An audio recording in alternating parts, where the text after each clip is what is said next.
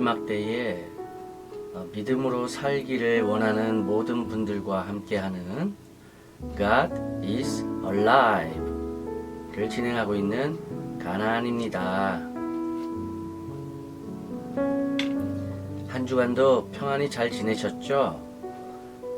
제가 저번 영상에서 말씀드렸던 죄 짓는 순서, 보는 것, 듣는 것, 그리고 행동하는 것에 대해서 얼마나 많이 또 삶 속에서 느끼시고 경험을 하셨는지 모르겠네요.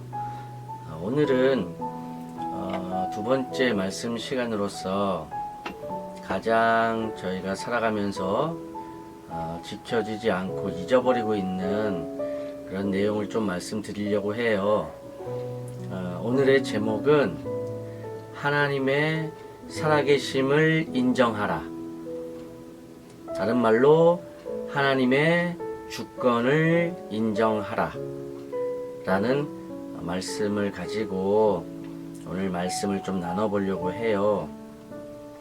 우리가 교회 생활을 하고 신앙 생활을 하고 있다고 얘기는 하지만 우리의 삶 속에서 가장 지켜지지 않는 부분이 바로 하나님의 주권을 인정하는 것이 아닐까 해요. 그 얘기는 반대로 얘기하면 내 마음, 내 뜻대로, 내 생각대로 이 세상을 살아간다는 뜻이기도 하겠죠. 하나님의 말씀대로 살아가는 게 아니라 내 생각대로, 내 뜻대로, 내 마음대로 말이죠. 그래서 오늘은 하나님의 이 말씀을 보면서 하나님이 우리에게 무엇을 원하시고 계시고 우리가 어떻게 살아가야 되는지에 대해서 다시 한번 생각하는 시간이 되었으면 좋겠습니다.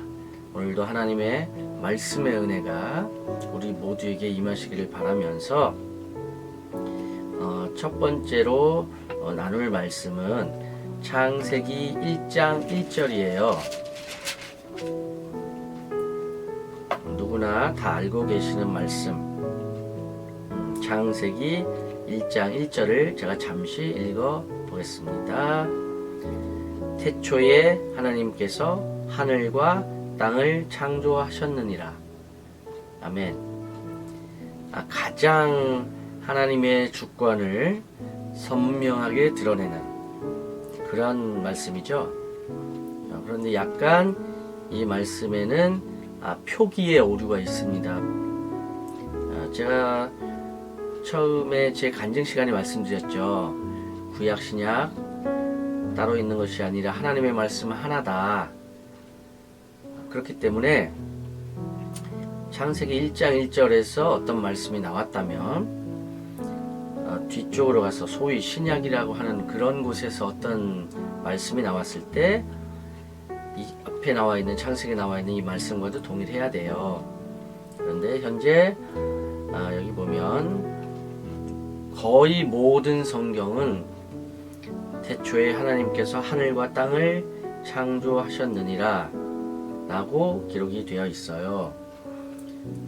저번에 제가 한번 말씀을 드렸는지는 모르지만 저는 히브리어 원어 성경을 이렇게 보고 있는데 히브리어 원어 성경에 보면 베레쉿 바라 엘로힘 엣 하샤마임 벳 하아레츠 이렇게 표기가 되어 있습니다. 보이실 거예요. 이쪽부터 읽거든요. 이쪽부터 베레쉿 바라 엘로힘 엣 하샤마임 베엣 하아레츠 이렇게 히브리어 성경으로는 기록이 되어 있고요. 그런데 보면 여기 하늘을 표기하는 하샤마임이라는 단어가 있어요. 그런데 이 단어를 우리 사전을 통해서 찾아보면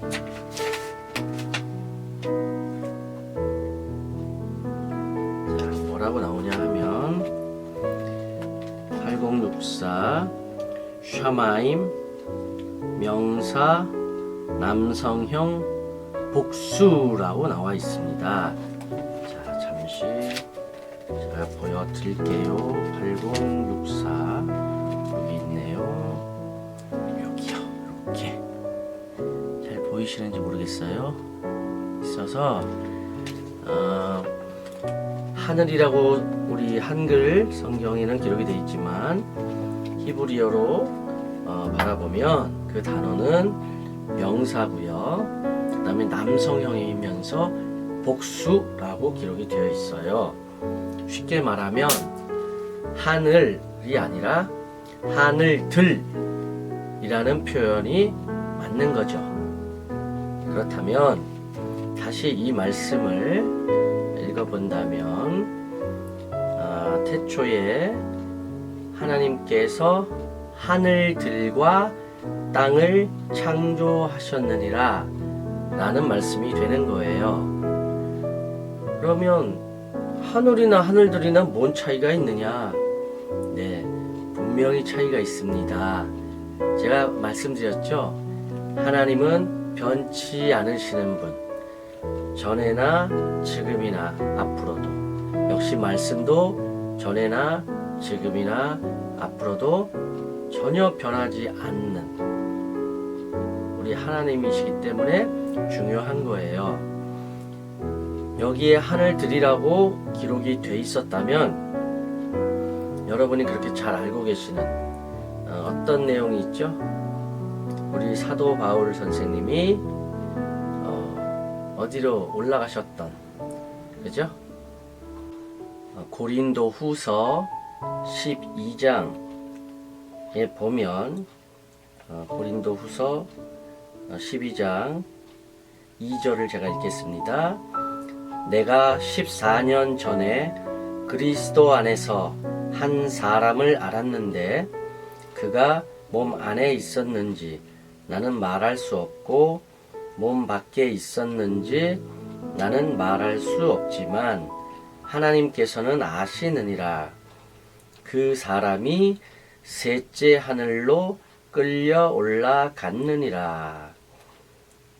아멘. 자, 고린도 후서 12장에서는 바울 선생님이 셋째 하늘로 끌려 올라갔다고 분명히 말씀에 기록이 되어 있지요. 그렇기 때문에 상식적으로 생각해 봐도 하늘은 하나만 있는 게 아니라 층으로 구성이 되어 있던 어떤 형태로 되어 있던 분명 복수라는 것을 저희는 알 수가 있어요. 그런데 창세기 1장에 나오는 단어에서는 하늘이라고 단수로 표현이 되어 있기 때문에 앞뒤가 맞지 않는다는 거죠.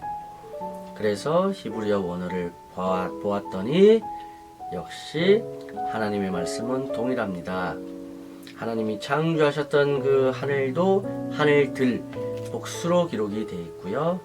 역시 바울 선생님이 올라가셨던 그 하늘도 역시 복수의 하늘 중에 일부분을 기록하고 있는 이 성경의 정확함, 완벽함, 그리고 하나님의 이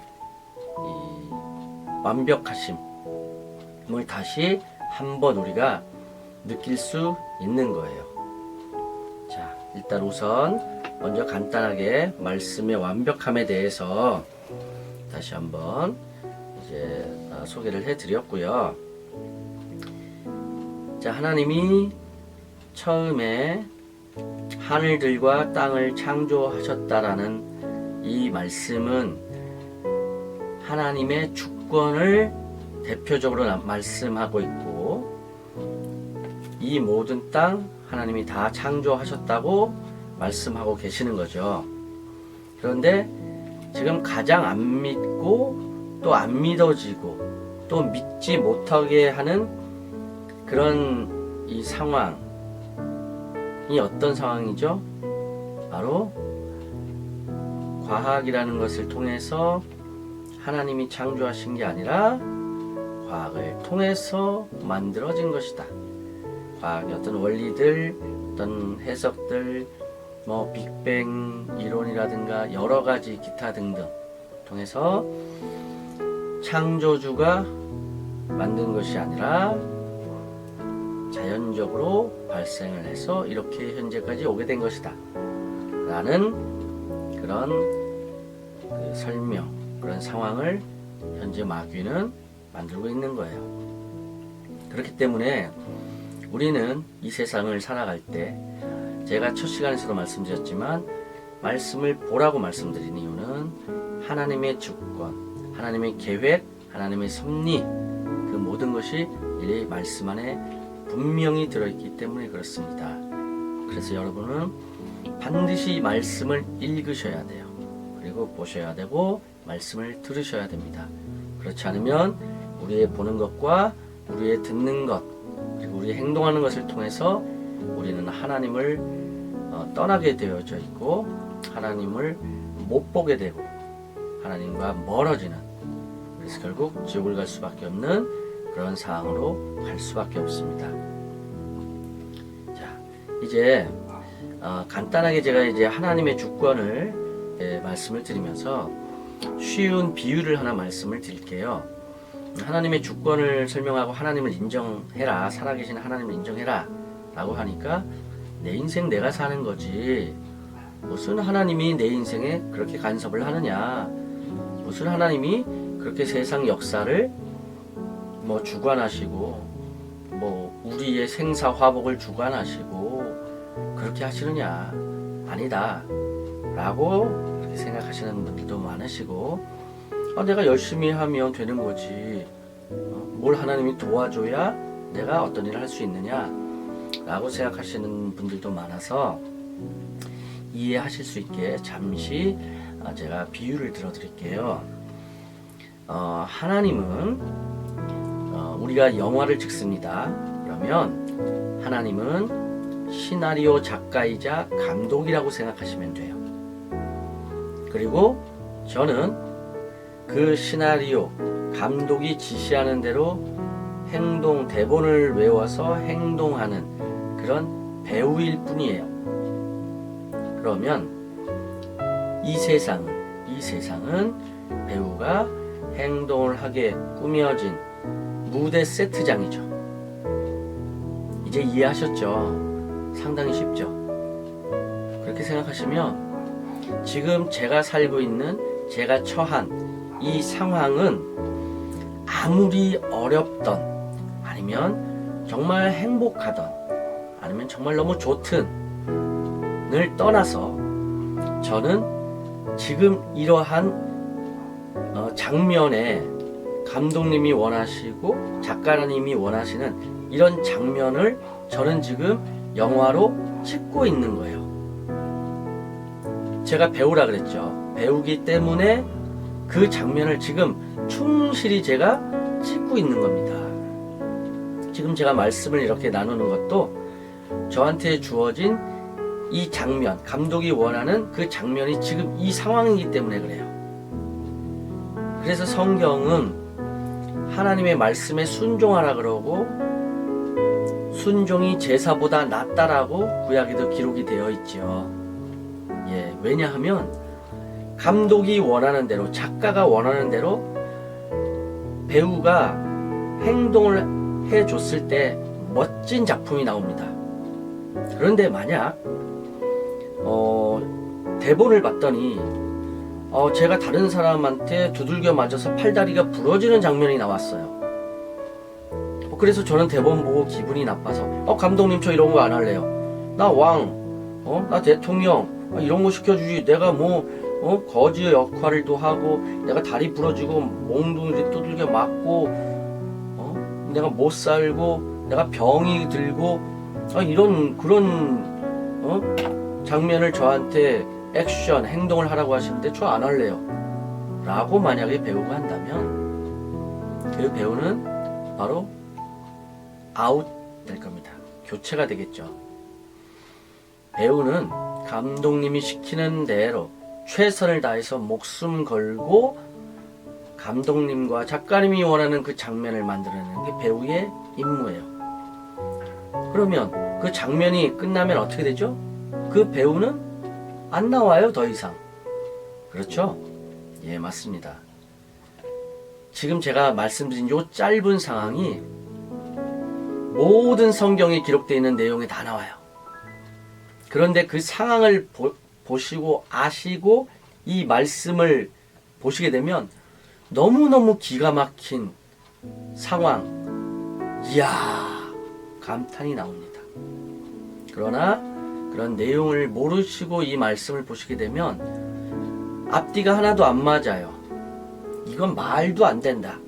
무슨 이런 일이 있어? 나 같으면 안 이렇게 해. 라고 앞뒤가 안 맞는 내용을 보시면서 불평, 불만, 원망이 나올 수밖에 없어요. 그래서 제가 지금 간단하게 하나님은 감독이자 시나리오 작가라고 말씀드렸고, 쉽게 말하면 배우를 캐스팅하고 배우를 끝낼 수 있는 권한을 갖고 계신 분이에요. 또한 그 배우가 얼마만큼 오래 화면에 나와서 세상 무대에서 연기를 할 수 있을까를 결정하시는 분도 감독과 시나리오 작가입니다. 그렇기 때문에 내가 이 세상을 살아가면서 겪는 어려움, 아픔, 괴로움, 슬픔, 이 모든 것은 내가 잘못해서가 아니에요. 오로지 딱 하나입니다. 감독이고 작가이신 하나님께서 그렇게 써놓으셨기 때문이에요. 저한테 그렇게 하라고 명령을 해주시기 때문에 여러분과 저는 이 세상을 지금 이렇게 이런 모습으로 이런 상황 속에서 살아가고 있는 겁니다. 자, 살다 보면 병을 들은 경우도 있죠. 병이 들었어요. 암이 걸린다든가 아니면 크게 다치신다든가. 과연 그분이 죄가 많아서 그럴까요? 아니요, 성경은 그렇게 말씀하고 있지 않습니다. 성경은 하나님의 영광을 위해서 그 사람이 그렇게 되었다라고 기록을 하고 계세요. 한 눈먼 분이 계셨는데 앞을 못 보시는 분, 그랬더니 제자들인가요? 그렇게 얘기를 합니다. 저분이 앞을 못 보는 건 저분의 죄 때문에 그러냐, 아니면 뭐 조상의 죄 때문에 그러냐, 저 사람 왜 눈을 못 보냐, 왜 앞을 못 보냐, 눈이 이렇게 안 보여서 왜 앞을 못 보는 그런 상황에 놓여져 있느냐 라고 예수님한테 질문을 해요. 했을 때 말씀하시기를, 그건 그 사람의 죄가 아니고 조상의 죄도 아니다. 저 사람이 저렇게 된 건 오직 하나님의 영광을 드러내게 하기 위해서다 라고 말씀을 하십니다. 그런 내용들이 성경에는 너무나 많이 나와 있어요. 이제 아셨죠? 그래서 이번 시간에는 짧게나마 말씀을 한번 저희가 확인을 한번 해보려고 해요. 창세기 4장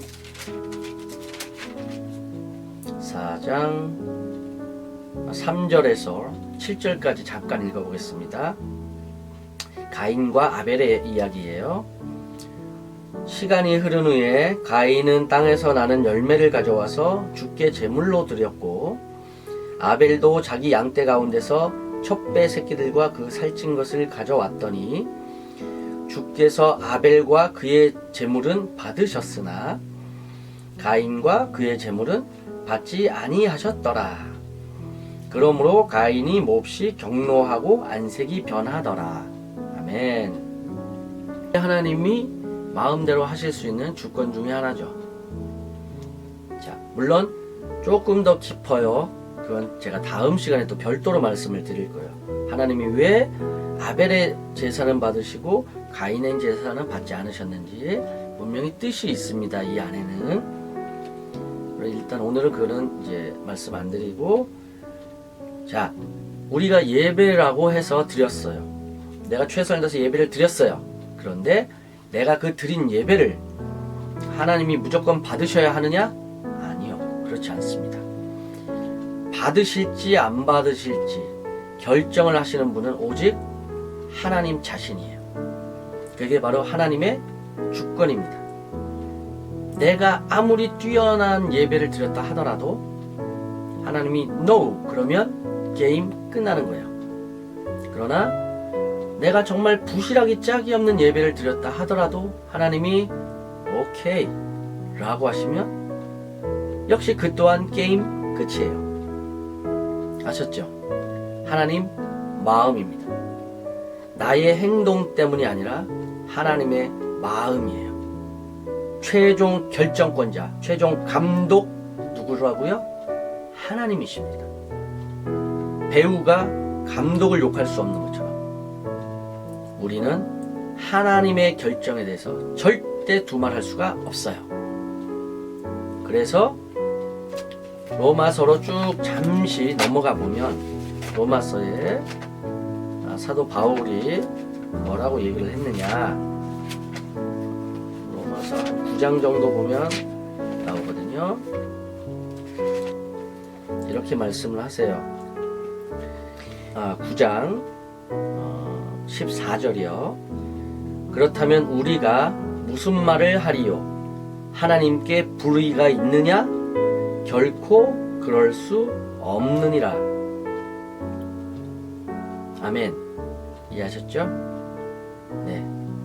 우리가 어떤 행동을 하던 간에 그 행동에 대해서 받아주시던 안 받아주시던 그 결정권자는 오직 하나님 한 분이에요. 그러면서도 밑에 또 이렇게 말씀하고 계세요. 15절 하나님께서 모세에게 말씀하시기를 내가 자비를 베풀 자에게 자비를 베풀고 내가 가엾게 여길 자를 가엾게 여기리라 하셨으니 그러므로 원하는 자에 의해서도 아니요 달리는 자에 의해서도 아니며 오직 자비를 베푸시는 하나님에 의해서니라. 아멘. 이제 정확하게 아셨죠, 여러분? 무슨 말씀이에요? 내가 원해서 하나님이 나한테 자비를 베풀어주고 은혜를 베풀어주시고 구원을 베풀어주시는 게 아니다. 또한 내가 열심히 달린다고 해서, 열심히 달린다는 건 무슨 뜻이죠? 교회 생활 열심히 하고 기도 열심히 하고 구제 열심히 하고 뭐 여러 가지 열심히 한다고 해서 하나님이 나한테 그런 걸 주는 것도 아니다. 그러면서 결론을 뭐라고 내고 있죠? 오직 자비를 베푸시는 하나님에 의해서 라고 말씀을 하고 있어요. 쉽게 말하면 네가 열심히 노력하고 행동하고 기도하고 원해서 하나님이 너를 구원하고 아끼고 사랑해 주는 게 아니라 하나님이 하시고 싶으니까 하나님 마음대로 하신다, 그런 뜻이에요. 그래서 감독이 어떤 배우는 선한 사람으로 캐스팅을 하고 어떤 사람은 나쁜 사람으로 캐스팅을 하듯 역시 하나님께서도 이 세상을 살아가는 많은 우리를 각자의 위치에서 배역을 주실 때 너는 이런 역할, 너는 이런 역할, 너는 선한 역할, 너는 악한 역할, 너는 또 이런 역할 다 틀리게 해주세요. 왜냐하면 여기 나온 것처럼 오직 자비를 베푸시는 하나님에 의해서 하나님 마음대로니까.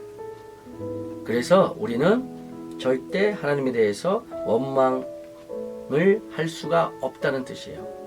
또 그릇에 대한 비유도 나오죠, 여러분. 하나님이 어떤 건 귀한 그릇도 만드시고 어떤 건 천한 그릇도 만드셨어요. 그런데 천한 그릇을 만든 그 그릇을 이렇게 빚어 만드신 그분한테 나 왜 이렇게 빚어놨어요? 라고 얘기할 수 있다? 아니요. 그렇게 말할 수 없다. 왜냐하면 그릇을 만드실 수 있는 그분은 내가 이쁜 그릇을 만드실 권한도 있고 주권도 있고 또 내가 간장 담을 조그만한 그릇을 만드실 권한도 있다는 거죠. 그분 마음대로이기 때문에 만들어진 그릇들은 자기의 만들어진 그 목적에 따라서만 열심히 활용이 되면 되는 것이지, 나는 왜 저렇게 이쁘게 안 만들어줬어요? 나는 왜 이렇게 돈이 없어요? 나는 왜 비싼 차를 못 타고 다니죠? 나는 왜 이렇게 맨날 빗떨어지는 지하방에서 살아야 돼요? 라고 우리는 하나님한테 말씀할 수 없다라는 뜻입니다. 자, 다시 넘어가서요. 창세기 4장 3절, 가인과 아벨 제사 드렸지만 그걸 받던 안 받던 누구 마음? 하나님 마음, 바로 주권자의 마음입니다. 자, 그 다음에 또 창세기 이제 7장으로 한번 넘어가 볼게요. 노아 홍수 얘기로 넘어가 볼 거예요. 자, 하나님께서 이렇게 말씀하십니다. 창세기 7장 4절, 이제 7일이 되면 내가 40일 낮과 40일 밤 동안 땅 위에 비를 내려 내가 지은 모든 생물을 지면에서 쓸어 버리리라 하시니라. 아멘. 자, 어떤 사람들은 이렇게 얘기해요. 뭐야, 만들었다가 왜 쓸어버려? 그렇게 하나님이라는 존재가 어떻게 보면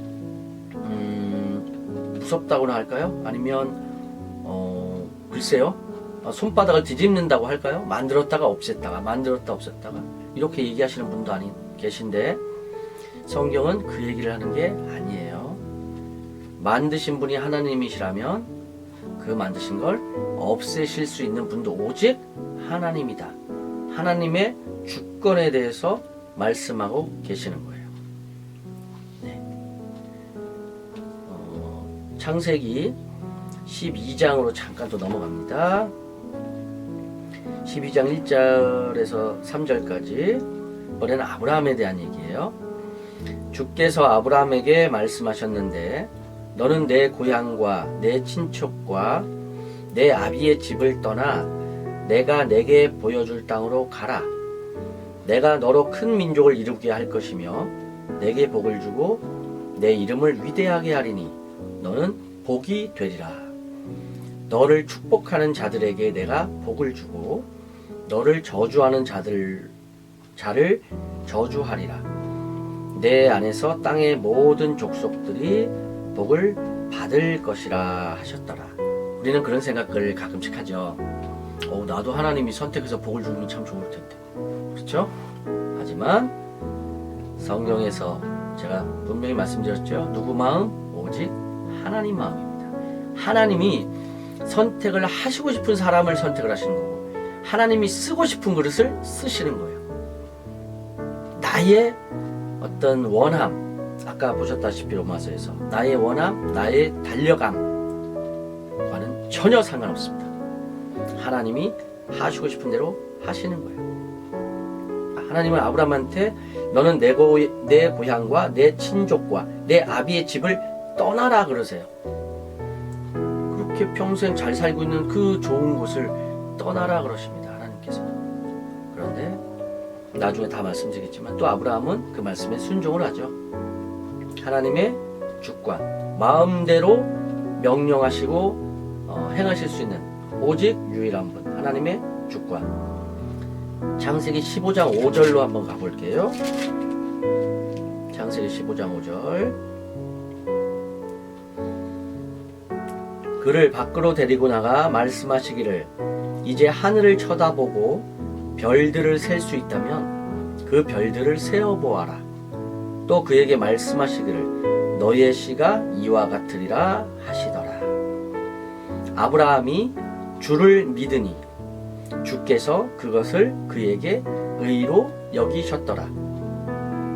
주께서 그에게 말씀하시기를 나는 이 땅을 내게 주어 유업을 삼게 하려고 갈대아 우르에서 너를 불러온 주라 하시니. 아멘. 보셨죠? 하나님은 하나님이 하시고 싶으신 대로 하나님이 쓰시고 싶은 그 사람을 통해서 하나님이 복을 주시고 하나님이 민족을 이루게 하시고 하시는 거예요. 무조건 하나님의 마음대로, 나의 원함도 아니요 나의 달려감도 아닙니다. 반드시 기억하셔야 돼요. 또 이번에는 창세기 17장 15절부터 또 하나님께서 아브라함에게 말씀하시기를 내 아내 사레의 이름을 사레라 부르지 말지니 사라가 그녀의 이름이 되리라. 내가 그녀에게 복을 주어 그녀로부터 내게 한 아들을 주며 정녕 내가 그녀에게 복을 주어 그녀로 민족들의 어미가 되게 하리니 백성의 왕들이 그녀에게서 나오리라 하시더라. 그때 아브라함이 주의 면전에서 엎드린 채 웃으며 그의 마음 속으로 말하기를 100세가 된 사람에게 아들이 태어날 수 있으리요 90세가 된 사라가 애를 낳을 수 있으리요 하고. 자, 하나님은 뭐라 그러셨죠? 나는 너에게 아들을 줄 거야. 그죠? 왜냐하면 창조하신 분이 하나님이시니까, 모든 걸 하실 수 있는 분이 하나님이시니까 그 주권을 아브라함한테 말씀을 하시고 계세요. 그런데 아브라함은 잠시 어떻게 됐죠? 속으로 아니 내가 100세에 어떻게 아들을 낳아? 아니 우리 아내가 90세인데 어떻게 아들을 낳아? 폐경도 다 지났고 생리도 다 끊어졌고 이게 말이 안 돼 라고 웃었어요. 그렇죠? 그런데 그 밑에 보시면 결국 하나님은 다시 말씀을 하세요. 내가 반드시 나의 정한 때에 너에게 다시 올 거다. 그래서 너에게 아들을 줄 거다 라고 말씀을 하고 계세요. 자, 창세기 18장 9절 다시 또 읽어볼게요. 그들이 아브라함에게 말하기를 내 아내 사라는 어디 있느냐 하니 그가 말하기를 보소서 장막에 있나이다 하더라.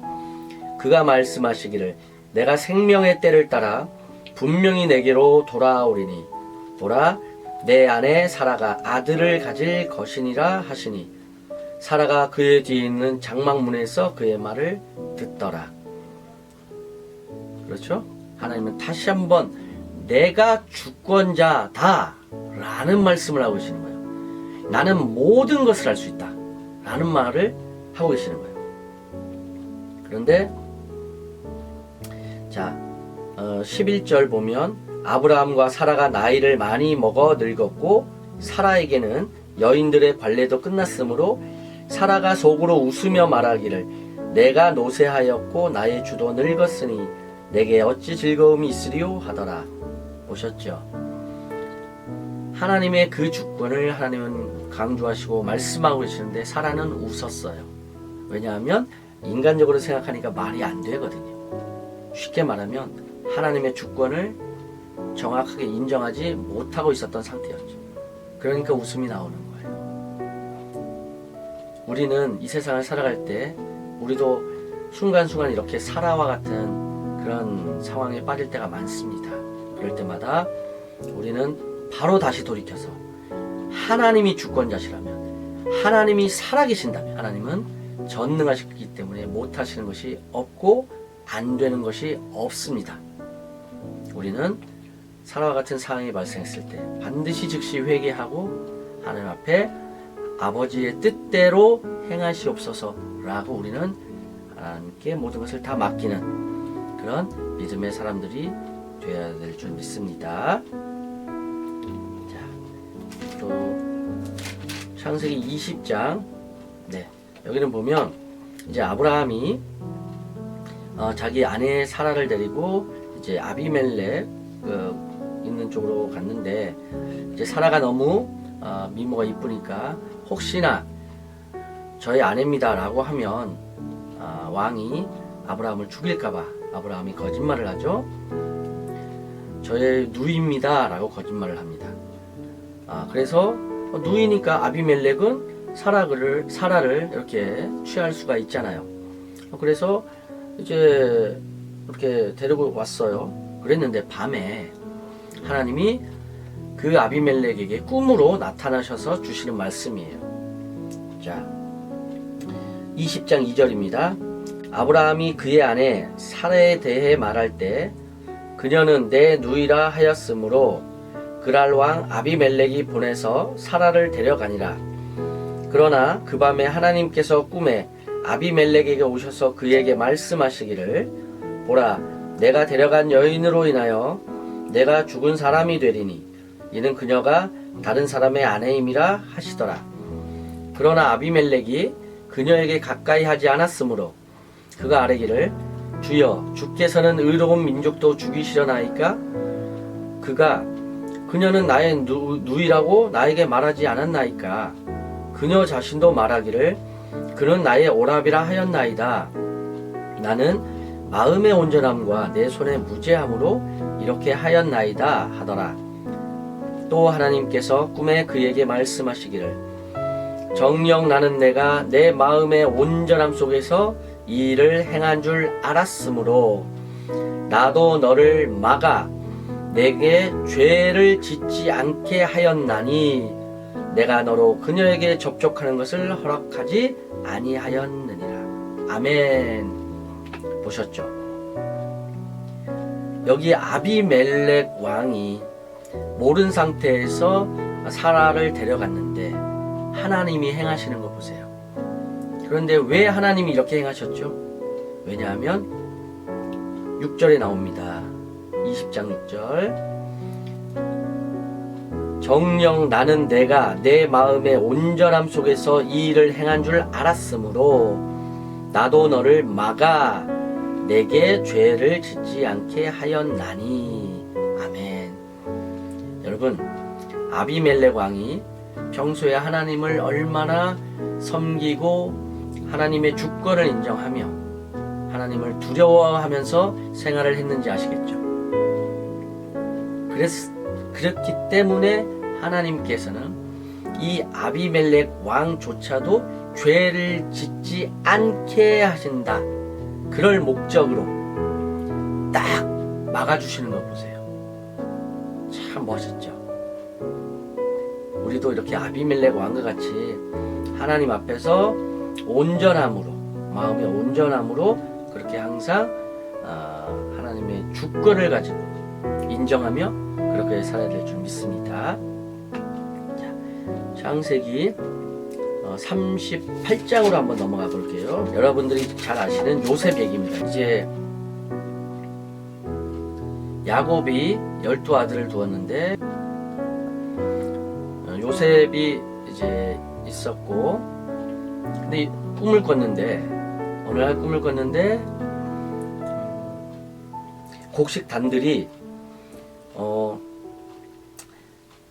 그 요셉의 곡식단은 똑바로 서 있고 그 주위에 나머지의 곡식단들은 다 요셉의 곡식단을 위해서 이렇게 절을 하고, 네, 그런 꿈을 이제 한번 꾸고 그거를 형들한테 다 얘기를 했어요. 그때 형들이 열받았겠죠. 네, 그래서 네가 참으로 우리를 다스리겠냐? 네가 참으로 왕이 되겠냐? 이러면서 이제 시기 질투가 일어났어요. 그랬는데 또 다른 꿈을 꿨는데 그 얘기를 또 했어요. 요셉이 형들한테. 어떤 꿈이냐? 내가 또 꿈을 꾸었는데 보소서 해와 달과 11개의 별이 내게 경의를 표하더이다 하며. 요셉의 형제는 총 12명이거든요. 근데 요셉을 빼고 나면 11명이죠. 그 11명이 다 요셉에 대해서 경의를 표한다. 이런 꿈을 또 꿨습니다 라고 얘기를 해요. 그러니까 그 형들이 도저히 열받아서 안되겠다. 저 녀석 팔아버리자. 죽여버리자. 라고 했는데 이제 내부 회의를 거쳐서 죽이지를 말고 우리가 손에 피를 묻히지 말자. 그래서 이제 어떤 일이 벌어졌어요? 그냥 땅을 파고 묻어버리자. 예, 그렇게 된 거예요. 그래서 자, 창세기 37장 23절에 보면 요셉이 그의 형들에게 오니 그들이 요셉에게서 그의 옷 그가 입은 채색 옷을 벗기고 그들이 그를 붙들어 구덩이에다가 던지니 그 구덩이는 비어 있었고 그 안에는 물이 없었더라. 자, 죽이려고 하다가 우리가 손에 피를 묻히지 말자 라는 결론이 나와서 구덩이에다가 그냥 밀어넣어 버렸어요. 근데 그 구덩이는 깊이가 깊었기 때문에 올라올 수가 없었던 그런 상황의 구덩이고, 그런데 하나님이 하시는 일을 보세요. 28절에 보면 그때 미디안 상인들이 지나가는데 그들이 요셉을 구덩이에서 들어 올려서 요셉을 이스마엘인들에게 은 20개의 파니 그들이 요셉을 이집트로 데려갔더라. 형들은 다 집어 던져 넣었죠, 구덩이에. 그리고 갔어요. 근데 미디안 상인들이 지나가다가 요셉을 건져내서 이집트에다가 팔아버리죠. 네, 그렇게 돼버리죠. 재밌지 않아요, 여러분? 이런 일들이 우연이라고 생각하십니까? 아니요. 제가 아까 말씀드렸죠. 하나님이 시나리오 쓰고 하나님이 감독이기 때문에 하나님의 때가 있어요. 하나님의 때에 요 때에는 요런 장면이 나와야 돼. 그러면 하나님은 그렇게 행하시는 거예요.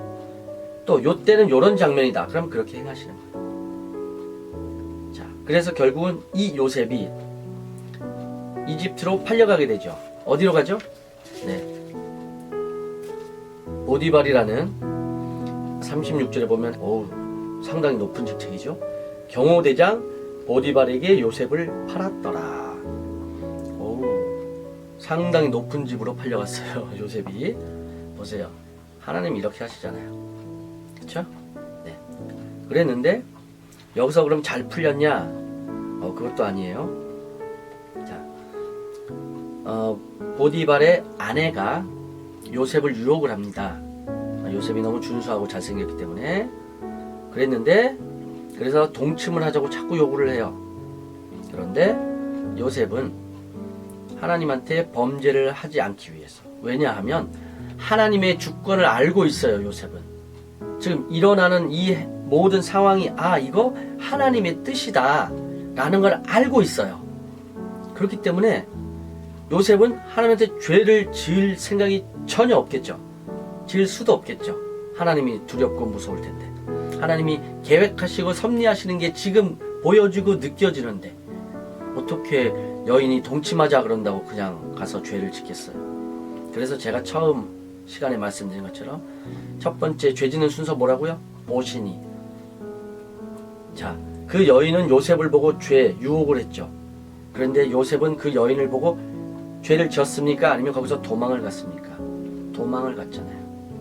그리고 또 두 번째 죄 짓는 순서 듣는 거라 그랬죠. 그 여인이 어떻게 했어요? 동침하자 꼬셨잖아요. 요셉한테. 요셉은 주인의 아내도 보고 또 그 소리도 들었죠. 그런데 요셉은 어떻게 했어요? 죄 짓지 않으려고 그냥 냅다 도망가 버렸죠. 그런데 그 안주인한테 옷이 이제 잡혀서 옷을 벗겨진 채 도망을 가버렸죠. 네. 그러면서 요셉은 감옥에 갇히게 되죠. 39장 19절인가요? 여기 나오네요. 그의 주인은 18절부터 제가 읽어드릴게요. 내가 목청을 높여 소리를 질렀더니 그가 옷을 내게 남겨두고 도망쳤나이다 하니 그의 주인은 그에게 일러 말하기를 당신의 종이 내게 이런 짓을 했다 하는 자기 아내의 말을 듣고 심히 노하더라. 그리하여 요셉의 주인이 그를 잡아 감옥에다 넣으니 그곳은 왕의 죄수들을 가두는 곳이었더라. 그가 거기 감옥에 갇혔더라. 여러분, 억울해요? 안 억울해요? 그냥 일반 죄수도 아니고요. 왕의 죄수들을 가두는 곳이었대요. 그러면 정말 역적들만 이렇게 하는 그런 곳이었는데 거기에 요셉이 갇혔어요. 그런데 그 다음 절을 보시면 그러나 주께서 요셉과 함께 하시고 그에게 자비를 보이시어 간수의 목전에서 그에게 은총을 베푸셨으니. 예. 그런데 읽어보시면 너무 신기한 것이 요셉이 불평불만을 안 합니다. 여러분, 한마디 안 해요. 어떻게 이럴 수 있죠? 그건 간단해요. 요셉이 하나님이 하시는 일에 대한 계획과 섭리와 하나님의 주권이 있다라는 걸 알고 있었기 때문에 가능한 일입니다. 그래서 아무 얘기 안 해요. 그래서 결국은 요셉은 그곳에서 꿈 해몽을 해주고 이런 과정들을 겪다가, 자 이제 뒤쪽으로 가시면 41절에 보시면 만 2년 후에 41장 1절이요. 만 2년 후에 파라오가 꿈을 꾸었는데 보라 그가 강가에 서 있더라 이러면서 파라오의 꿈을 해석해주는 상황으로 가게 됩니다. 그런데 그 기간이 얼마 동안이에요? 뭐라고 써 있었어요? 만 2년 후에. 쉽게 말하면 3년이죠. 우리나라 표현으로 하면 만 2년이니까. 그죠? 3년 동안 요셉은 감옥에 갇혀 있는 거예요. 여러분 억울하지 않아요? 아무리 하나님을 우리가 믿고 하나님의 섭리 계획이라고 우리가 알고 있다 하더라도 3년 동안 그냥 감옥에 갇혀 있는데 그 삶이 편했겠어요? 그런데 성경에 보면 요셉은 한마디 불평불만 했다는 말이 없어요. 대단하죠? 네. 그렇게 해서 결국은 요셉이 하나님 앞으로 하나님 은혜로 이렇게 왕의 꿈을 해석해주고 나서 이집트를 다스리는, 쉽게 말하면 국무총리가 됩니다. 그죠? 자, 그리고 나서는 그 땅에 어마어마한 기근이 들죠. 네. 7년 동안은 어마어마한 풍년이 들고 7년 동안은 어마어마한 흉년이 듭니다. 그것도 하나님께서 꿈으로 미리 요셉한테 알려주시고. 그러니 요셉의 입장에서는 얼마나 재밌었겠어요. 하나님이 계획, 섭리 다 보여주시는데 안 믿을 수가 없었겠죠. 자, 그리고는 이제 결국 창세기 50장으로 가면 자기 형들을, 또 자기 아버지 자기 형들을 이쪽 자기가 있는 이집트 쪽으로 데려오고, 또 그렇게 하기 위해서 여러 가지 과정이 있지만 50장 18절에서 21절을 한번 보겠습니다.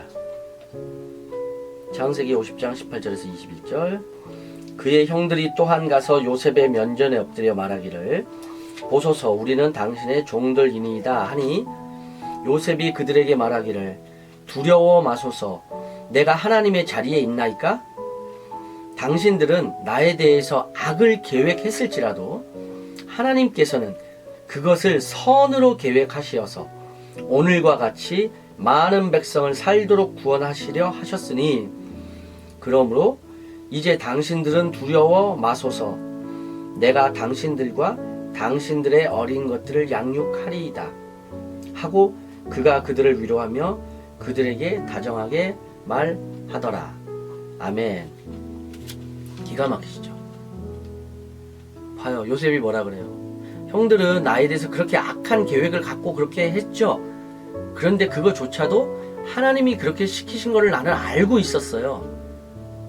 그런데 하나님은 나한테 또 이런 계획을 세우셔 이렇게 바꾸실 걸 나는 또 믿고 있었어요. 그래서 나는 하나님이 시키시는 대로 그냥 하는 거예요. 내가 하나님이 아니에요. 내가 하나님의 자리에 있지 않아요. 라고 얘기하는 거 보세요. 철저하게 요셉은 하나님의 주권을 인정합니다. 하나님의 계획과 섭리와 하나님의 말씀의 모든 것을 다 이렇게, 그죠? 그렇게 하고 있는 모습을 저희는 보고 있어요. 잠언으로 쭉 넘어가서 잠언에 보면, 자, 잠언 3장 5절에서 6절 말씀 한번 보겠습니다. 이렇게 말씀을 하세요. 내 마음을 다하고 주를 신뢰하고 내 자신의 명철을 의지하지 말라. 내 모든 길에서 그를 인정하라.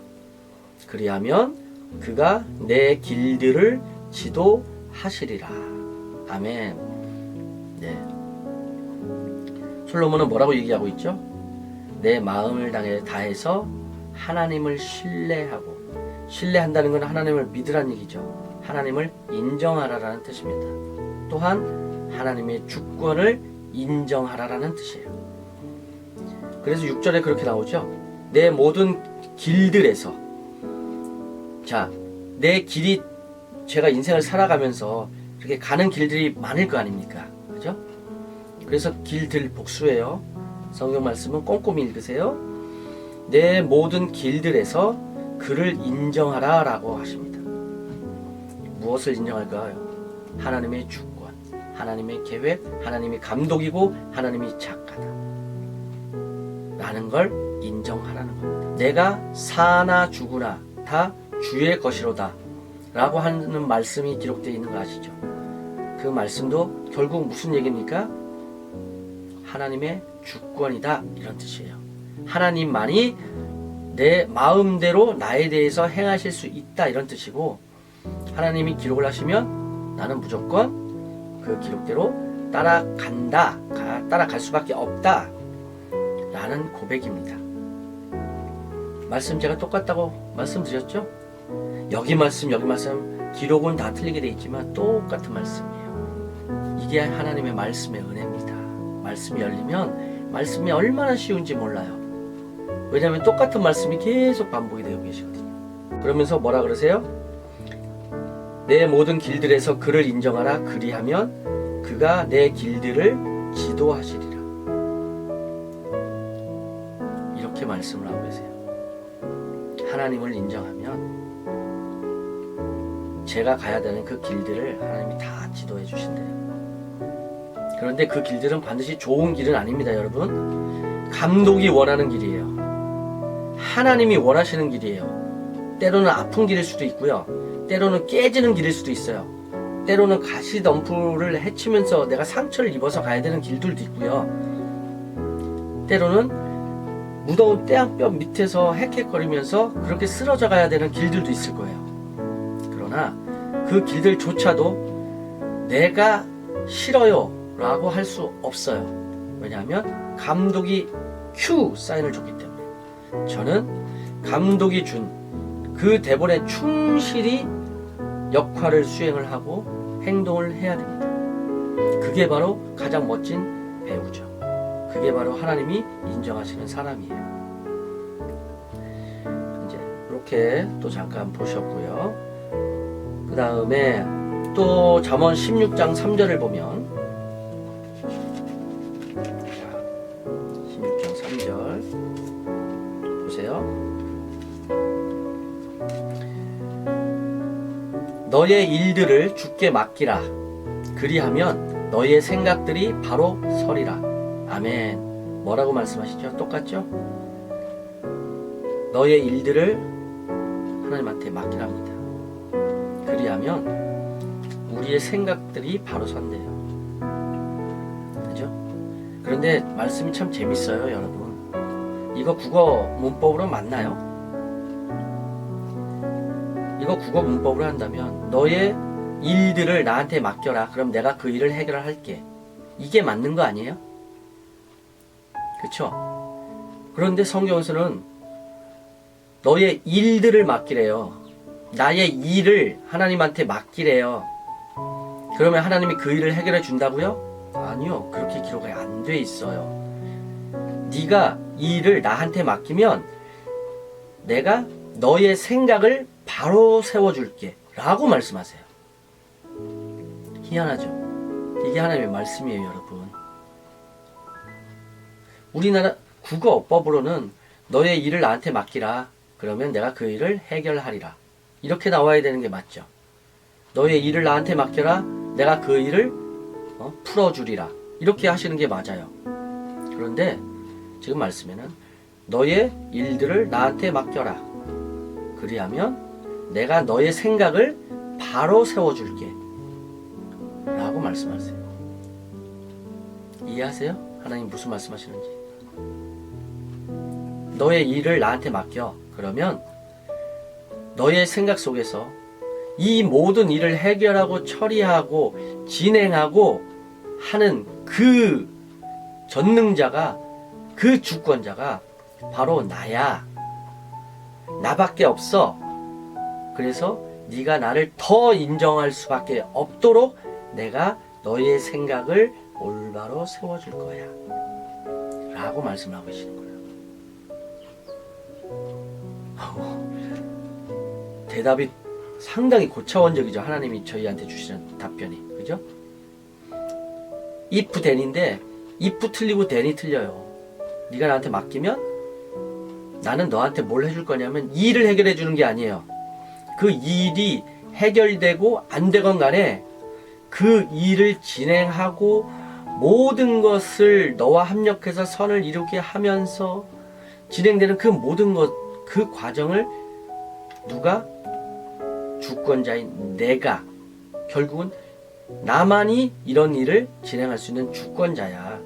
그러니까 너는 모든 삶에서 일을 해결하려고 하지 말고 나를 인정을 해라.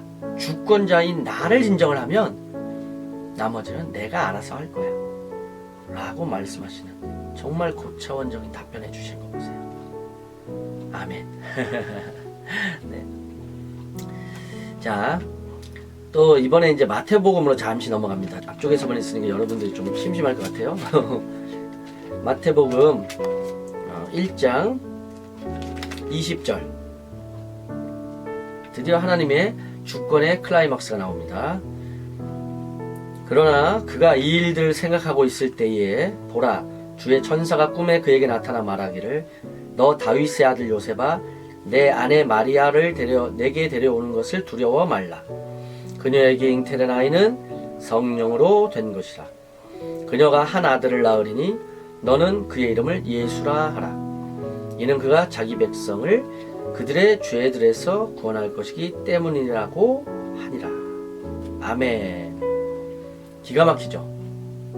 뭐하고 비슷한 것 같지 않아요? 아브라함, 이삭을 주실 때 말씀 주셨던 하나님. 내가 정녕 너에게 다시 와서 너에게 아들을 줄 것이다. 그런데 똑같이 하나님도 마리아를 통해서 너에게 한 아들을 줄 건데 이름을 예수라 하라. 이는 그가 자기 백성을 그들의 죄들에서 구원할 것이기 때문이니라. 라는 말씀을 주세요. 기가 막히시죠? 이 말씀 받고 어떻게 했어요? 누가복음 그쪽 가면 마리아가 어떻게 했죠? 주의 여종은 하나님의 뜻대로 그렇게 행하시옵소서. 이렇게 아멘하면서 인정을 하죠. 네. 정말 가장 큰 주권의 클라이막스. 하나님이시니까 하실 수 있는 것. 우리에게 우리의 죄를, 그 죄 속에서 우리를 구원해 주실 수 있는 그분을 주신다는 것. 이건 기가 막히는 은혜입니다. 너무나 감사합니다. 그리고 또 이번에는 3장 14절 15절. 자, 보세요. 그러나 요한이 말리며 말씀드리기를 내가 주께 침례를 받아야 할 터인데 주께서 내게로 오시나이까? 라고 하니 예수께서 대답하여 그에게 말씀하시기를 이제 허락하라. 우리가 이렇게 하여 모든 의를 이루는 것이 합당하니라고 하시니 이에 그가 허락하더라. 아멘. 보셨죠? 요한이 말렸죠. 아니 예수님, 아니 하나님의 아들이 나한테 이러시면 안 되죠. 근데 뭐라고 하십니까? 이제 허락해라. 왜? 내가 주권자인데 네가 나 인정한다면 허락해라. 그게 하나님의 뜻을 이루어가는 거다 라고 했더니 바로 아멘 하면서 허락하시는 거 보세요. 우리의 삶에서도 이렇게 하나님을 항상 인정하고 하나님의 주권을 인정하고 살아야 돼요. 내가 하기 싫어도 하나님이 go 하면 네, 하나님이 stop 하면 네, 하나님 눈 감아 그럼 네, 핸드폰 보지 마 그럼 네, 텔레비 보지 마 그럼 네, 말씀만 봐 네. 왜? 하나님이 주권자이시기 때문에 하나님이 나를 창조하시고 이 천지 만물을 창조하신 주권자이시기 때문에 내가 그 말씀에 순종해야죠. 근데 여러분의 삶 속에서 지금 순종하고 계시나요? 트로트 없으면 재미가 없어서 못 사시겠다고요? 드라마 안 보시면 막 몸이 막 이렇게 간질거리시나요? 저는 실제로 저희 옆에 계시는 어떤 누님이 어떤 형님을 만나셔서 지금 같이 사시는데 두 분 다 교회를 다니세요. 근데 밤마다 싸워요. 왜? 누님은 말씀만 보는 분인데 그 형님은 텔레비를 안 보면 못 살아요. 그러니까 영적으로 안 맞아요. 그래서 매일매일 싸워서 저한테도 와서 항상 우시고 그런 모습을 보면서 제가 기도도 많이 해드리고 했는데, 여러분, 하나님이 우리의 생명이고 우리의 주권자라는 걸 여러분이 인정하신다면 하나님의 말씀에 순종하십시오. 하나님이 하지 말라는 걸 하지 마세요. 보지 말라는 건 보지 마세요. 하나님이 우리를 살려주시기 위해서 예수님까지 보내셨잖아요. 그게 믿어진다면 하나님이 하지 말라는 거 안 하면 되죠. 그렇죠? 하나님을 여러분의 범사의 모든 삶에서 인정하시기 바랍니다. 그리고 우선순위로 올려놓으세요. 하나님의 주권을 인정하십시오. 자, 그리고는 이제 많은 말씀 중에서 마지막으로 한번 제가 잠깐 볼게요. 빌립보서 전달해드리고 싶은 건 너무 많지만 빌립보서 4장 6절에서 8절. 아무것도 염려하지 말고 다만 모든 일에 기도와 간구로 너희의 구하는 것을 감사함으로 하나님께 알려지게 하라. 그리하면 모든 지각을 초월하시는 하나님의 평강이 그리스도 예수 안에서 너희의 마음과 생각을 지키시리라. 아멘. 아멘. 여러분, 똑같죠? 말씀 똑같죠? 뭐하고 똑같아요? 조금 전에 잠언에서 주신 말씀이에요. 너희의 모든 일을 하나님한테 맡겨라. 그럼 어떻게 하신다고요? 우리의 생각을 지키시리라 그러셨잖아요. 근데 여기 또 뭐라 그래요? 아무것도 염려하지 말고 다만 모든 일에 기도와 간구로 너희의 구하는 것을 감사함으로 하나님께 알려지게 아뢰라 그러잖아요. 그럼 어떻게 하신다고요? 해결해 주신다고요? 아니요. 어떻게 한다고요? 그리스도 예수 안에서 우리의 마음과 생각을 지키신다고 그랬잖아요. 똑같잖아요, 말씀이. 어떻게 지키신다고요? 하나님이 주권자다. 하나님이 천지 만물을 창조하신 오로지 유일하신 분이고, 그분이 시나리오 쓰고 감독하시고 그분이 인도하시는 그 길대로 우리는 무조건 따라가야 돼요. 그 길이 험하든 좋든 심지어는 생명을 잃을 수 있는 길이라 하더라도 감독이 원하면 배우는 몸을 살라서 그 장면을 만들어내야 되겠죠. 네, 똑같아요, 말씀. 그렇죠? 그래서 말씀이 너무너무 꿀송이보다 달다고 하는 거예요, 여러분. 바울이 말씀하신 말씀이나, 그죠? 우리 솔로몬 왕이 하신 말씀이나 어떻게 하나님 말씀이 이렇게 똑같아요? 우리가 모든 걸 다 하나님한테 맡기면 어떤 일이 벌어진다고요? 내가 잘 먹고 잘 사는 게 아니에요, 여러분. 나의 재산이 늘어나는 게 아니에요. 내가 갑자기 그냥 3억짜리 4억짜리 그 멋있는 자동차를 타고 다니는 게 아니에요. 로또 10억 20억 100억 그거 당첨되는 게 아니에요, 여러분.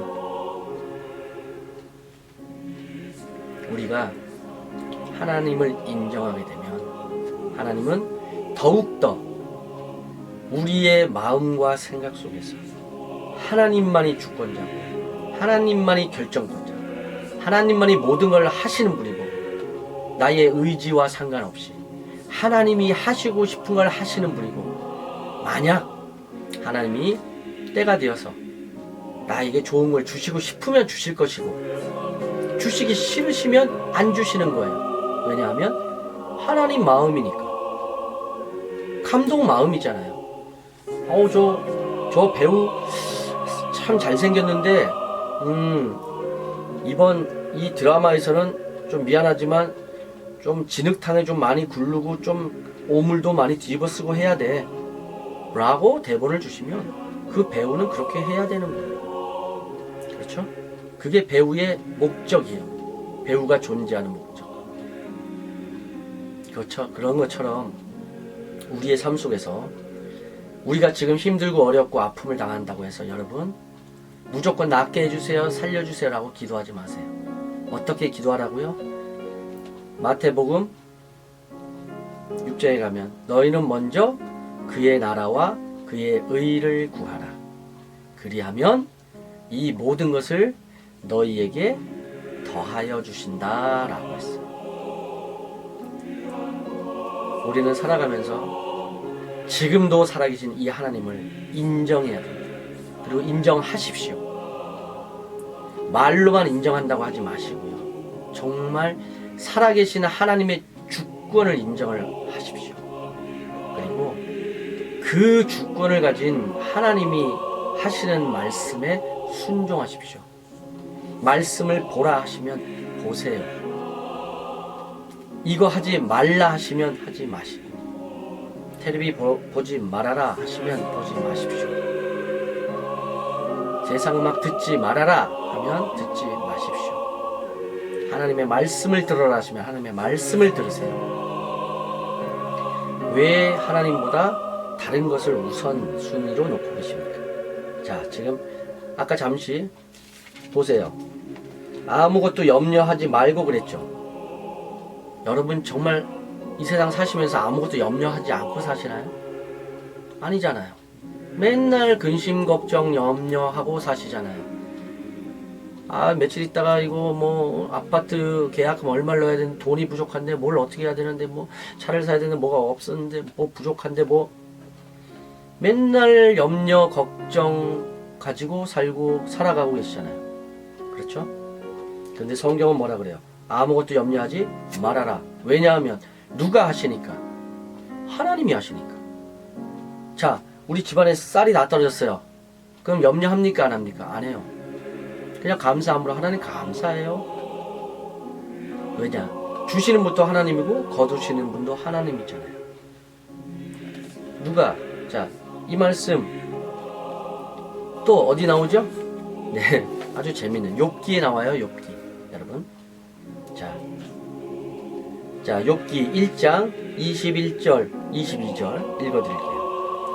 말하기를 내가 내 어미의 태에서 맨몸으로 나왔으니 내가 맨몸으로 그리 돌아가리이다.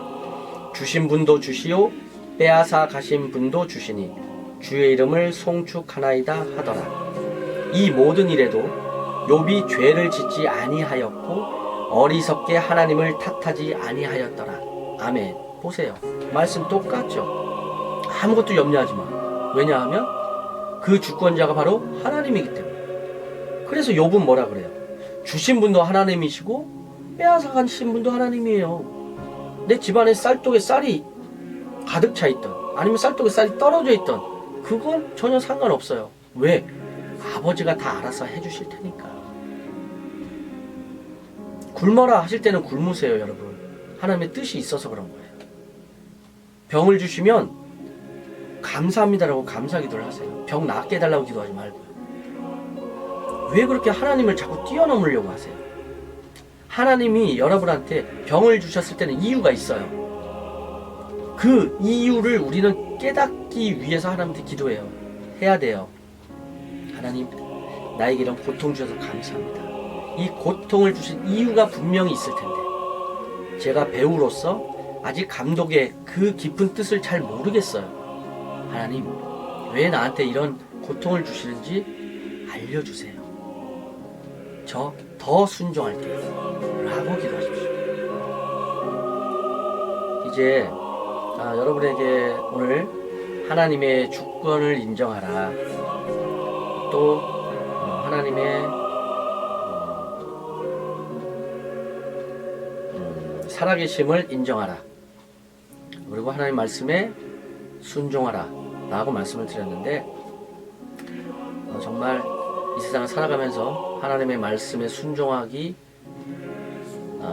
어렵다 라는 걸 여러분 체험하고 계시죠? 네.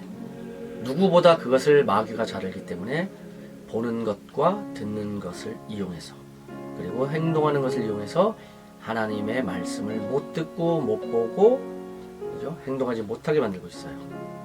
다시 한번 이 시간을 통해서 하나님의 주권을 인정하시고 감독이시자 시나리오 작가이신 그분이 나에게 원하신다면 어떤 일이든 나는 이 세상에서 그 일을 묵묵히 잘 아버지가 원하시는 대로 그렇게 우리는 인정해 나가고 또 그분이 원하시는 대로 그렇게 행동하면서 살아가게 되기를 정말 간절히 여러분에게 부탁드리면서 오늘도 귀한 말씀 주신 우리 하나님 감사합니다. 감사드리면서 또 다음 시간 여러분과 말씀 나눌 때까지 기도 열심히 하시고 하나님 은혜 안에서 풍만하게 사시는 삶이 되시기를 바랍니다. 그럼 다음 시간에 뵙겠습니다. 샬롬.